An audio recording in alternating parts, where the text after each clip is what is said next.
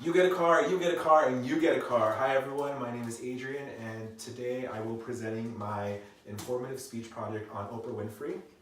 So today I'll talk about Oprah's influence and rise to power as a female talk show host of color, and I'll also be talking about some of her successful charity work.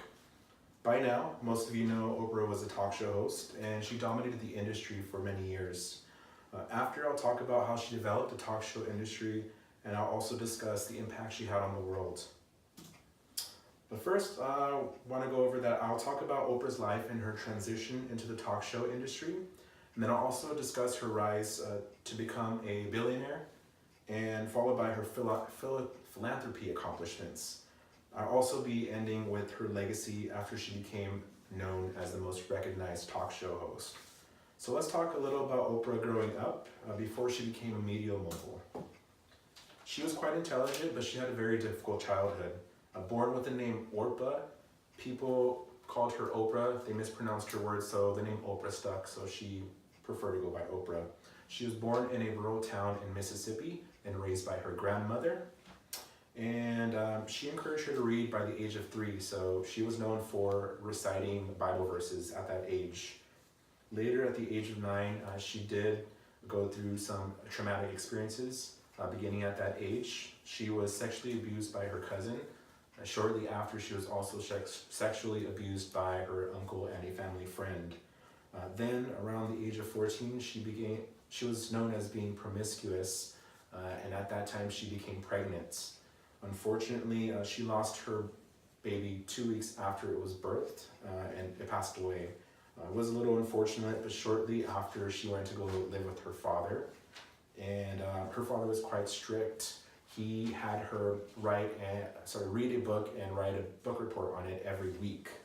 So because she was subjected to this, she became an honor student, and she was quite skilled at oratory and dramatic recitation.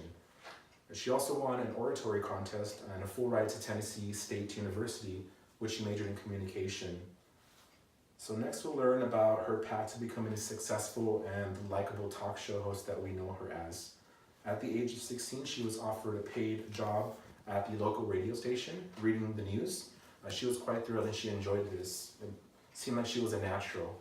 And while in college, she received a big break and offered a position as a news anchor for a local network. She lied and said she could do it, but she wasn't very confident. Thankfully, she was very natural and she performed very well at this job. Shortly, she became the first African-American TV correspondent and youngest co-anchor for a CBS affiliated TV station, so it was quite a nice accomplishment for her. She entered the talk show scene in 1986 and was given her own show, The Oprah Winfrey Project, and until 2011, so it aired from 1986 to 2011. Roger Ebert was first to give her big break by suggesting her to go to syndication, her show. What that means is the show went to sale or licensing for publication for multiple broadcast networks. So initially her show was broadcasted in 120 channels, and she had about 10 million members. And she surpassed her competitor Phil Donahue at the time. She also made it a mission to keep her show free from topics that were in the tabloids. Her topics were known to be raw and emotional. And according to an LA Times TV critic, McNamara, in an interview to NBC, he stated that the only thing she was interested in was what made you feel, what made you cry, what you were scared of, and what you were proud of. She was interviewing people as if she was talking to a child, getting to the bare emotional core. So as we learned, Oprah did suffer a traumatic childhood, but she was able to bounce back and gained attention for being a hard worker. So next, I will discuss more about her success, which led her to become a successful billionaire, and how she spent some time giving back to the community. So the first year of broadcast, her show earned about $30 million, which was quite a lot of money for 1986. According to Forbes, today she's worth about $2.8 billion. When her show began, she had unusually interesting topics that attracted viewers due to the nature. For example, she had an example of people's dislikes for biracial relationships. She also had taboo topics such as younger men who liked older women, also known as cougars. She often discussed racism, which was also very important during that time. So unlike her trash-talking competitor, Geraldo Rivera, who had his own show and was a TV talk show host, she ventured into new territory, and she approached audience with empathy and charisma, and she was a breath of fresh air. And she also groomed Dr. Phil and Oz and launched their careers. So according to daily.co.uk, Dr. Phil got his big TV break for helping Oprah win a lawsuit in 1998. He became a regular TV show guest, and he ended up launching his own TV show in 2002. In 2004, Dr. Oz also appeared on her show, and he became known as America's Doctor. He shortly also launched his show soon after that. By giving back, Oprah has touched lives. She's donated millions over decades to charities, to educational causes, children in South Africa, and animal rescue efforts. In 2007, she opened a school for disadvantaged girls in South Africa called the Oprah Winfrey Leadership Academy for Girls, grades 8 through 12. She spent about $10 million of her own dollars to build this academy. You can see a picture on the top left, and also after Hurricane Katrina, she donated about $11 million. Her and her camera crew went to go fly and interview and see the devastation.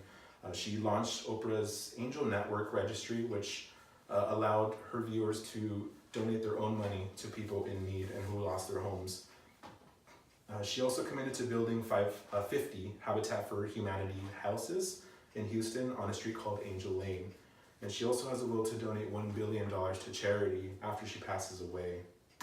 Now we know how her generosity extends. Next, I'll talk about her legacy as a result of the Oprah Winfrey Show. She left a legacy and recognized as one of the most successful TV show hosts. From 2011 to 2014, according to Time magazine, she was recognized as one of the most influential people in the world. And in 2008, she was the first Black woman to reach the world's 500 top richest people in the world. She set example for her health consciousness and documented her health journey on her show, where she lost 40 pounds. She also was endorsed by Weight Watchers, and she influenced her viewers to get up, walk around, and read. She's also been in movies like The Color Purple, The Wrinkle in Time, and The Princess and the Frog. After the Oprah Winfrey Show, she founded the Oprah Winfrey Network. There weren't any commercials. It played shows like Dr. Oz, Dr. Phil, and Dateline. And she partnered with Tyler Perry because at first the network struggled, but because she was able to acquire Tyler Perry's audiences, she was able to get it up and running. And in 1993, Bill Clinton signed the National Child Protection Act, also known as the Oprah Bill. She used her own child abuse story as a voice for vulnerable children, and she also talked about in an episode about child abuse and educated her viewers on the subject. She also won the Presidential Medal of Freedom by Obama, who presented that for her service, and it's the highest civilian award.